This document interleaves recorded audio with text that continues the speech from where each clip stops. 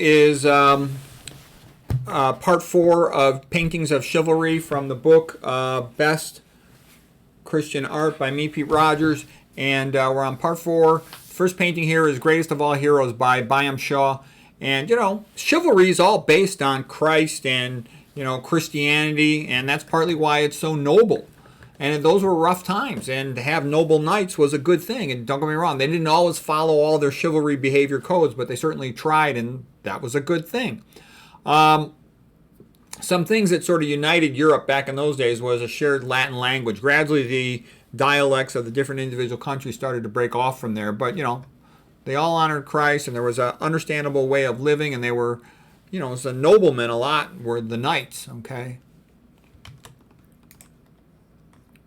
Okay, here's a painting of Pilgrimage to Canterbury Cathedral, and this reminds me of, working in a Western hospital. In every Western hospital, every morning there's this river of fat, hypertensive diabetics that flow in. And the other thing I noticed is, you look at the average hospital. The average Western hospital is going to do something like, 50 to 100 ultrasounds every day, 100 to 150 CAT scans every day, about 50 to 100 MRIs.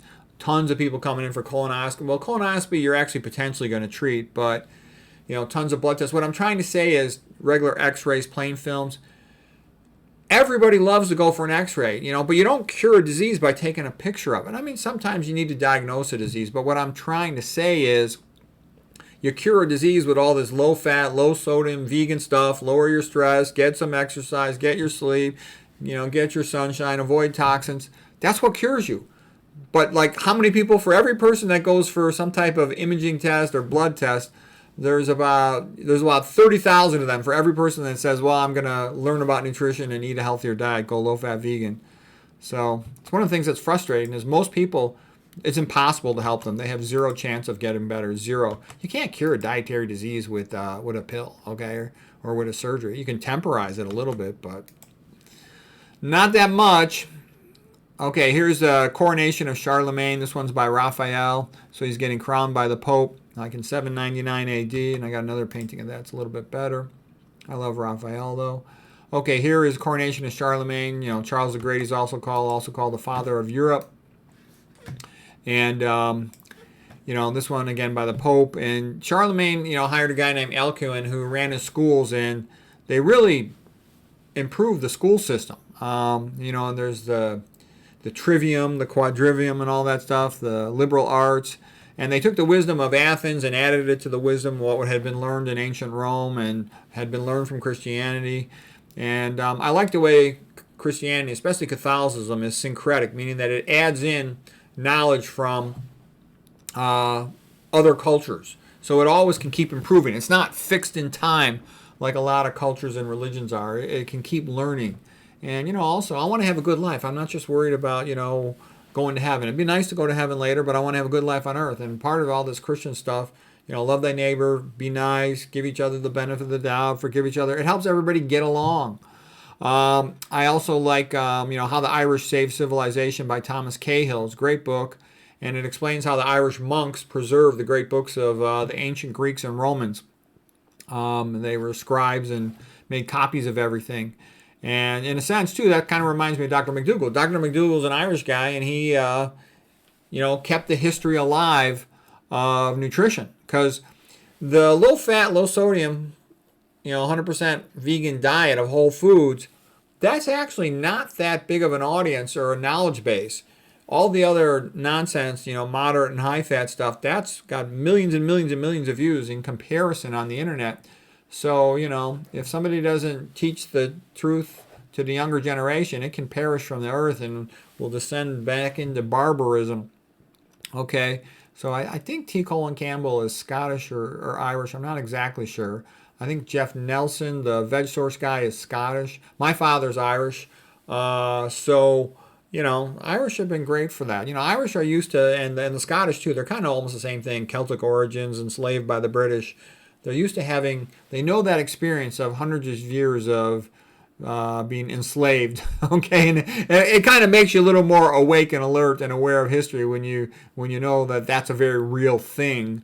So, anyways, yeah, I admire Charlemagne, and Alcuin kind of led to the Dominicans, led to uh, St. Thomas Aquinas, and the whole prelude to the Enlightenment. Subsequently Petrarch in the 1300s and everything. Okay, here's a nice painting of El Cid. This is El Cid right here, and he's holding the King Alfonso, to the task and making him swear on the Bible that he had nothing to do with the death of his brother Mark. This painting is by Marcos Giraldes de Acosta. The movie El Cid was great. It stars Charlton Heston as El Cid. Sophia Loren is his girlfriend. She's really good in that too. I give it 8 out of 10 stars. Beautiful scenery and pageantry. It takes you back to the age of chivalry, the jousting tournaments and whatnot. It's muy macho, but it's great. El Cid was a great hero of Spain. And I'm currently reading Don Quixote, and all of this stuff comes up, El Cid and all the other great knights like from Gaul and stuff. So it's great stuff, and chivalry did a lot of good for society. It encouraged people to behave in an honest, noble way, and yeah, of course they didn't always follow the rules that they were supposed to, but they certainly aspired to, and it led to good respect, good family structure. It led to a lot of good things. It also led to survival of Christian civilization because they had macho men who defended it rather than surrendered it or wanted to turn themselves into women or something. Okay, so now this is a great painting here called The Girl Eating Oysters by Jan Steen from 1658. And this reminds me of the good old days when I was in love with this girl, and man, life was like heaven. And it's great when you're young to be in love because your parents have to pay all the bills. You don't have to pay any bills. School's kind of a joke. All you got to do is time to, do your little schoolwork's easy and play sports, and then spend time being young and in love. You don't have to work, you don't have to pay bills. It was great. Gosh, I miss those days. Knowing what I know now, I would have flunked senior year of high school 3 times. Okay, here's a nice painting called Frozen River at Sunset in the Village by Eert van der Neer, 1655. And Christians routinely make art like this that celebrates the minor pleasures of life. Christianity inspires this. It all comes from the idea in the Bible that God is the creator. God created man in his own image. Therefore, man being created in God's image can also be a creator. And it also inspires you to do something that glorifies God, to do something that goes beyond your own immediate life. We're all sort of seen as part of this cosmic play, scene, conflict, if you will, on the side of good. And when you create good art, it's enjoyable. There's this idea of glorify God, glorify mankind in God's eyes. And Christianity just gets people to draw and paint and make songs and make beautiful music. And I think it does that more than any other culture by far. I think a lot of people that come from godless cultures, they're hardworking. A lot of them are smart. A lot of them are nice. But what I've seen is they tend to just primarily focus on themselves and their family.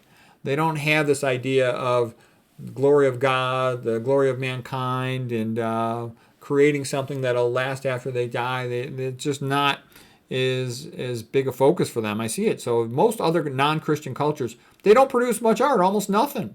It's a dramatic difference. That's one of the things I love about Christianity, the aesthetic component of it.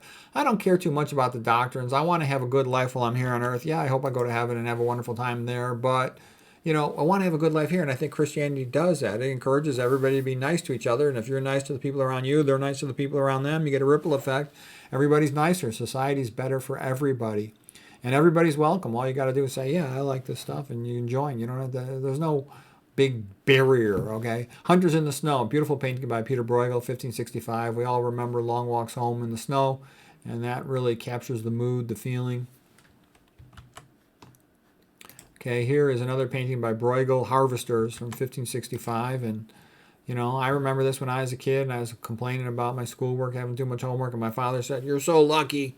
A lot of young guys have been sent to the front line. You get to sit around twirling a pencil." He said, ever since the beginning of time, 95% of people have been serfs or peasants and slaves or just, dead broke and just trying not to starve to death, scratch a little food out of the ground every day, working all day long. They were illiterate, didn't have a chance to get educated. You're lucky. So the old man was a good motivator. Okay, next painting here is Cimabue's painting of celebrated Madonna being carried through in a procession in the streets. And, this one's painted by Frederick Leighton. Frederick Leighton, just a great artist. So is Edmund Leighton. just magnificent. Okay, and Italy's got really great Christianity. Italy just has a sense of design. They're beautiful. Italians, they do all kinds of things in a beautiful way. The way they dress, I like the way they talk. I like their language. All their paintings, magnificent. Their sculptures, magnificent. Italians really have good style. They're very nice too. So, anyways, beautiful painting. And that's it for part 4 of Chivalry. By the way, what page were we on? We're on page 309, if anybody's following in the book. So I hope that was enjoyable.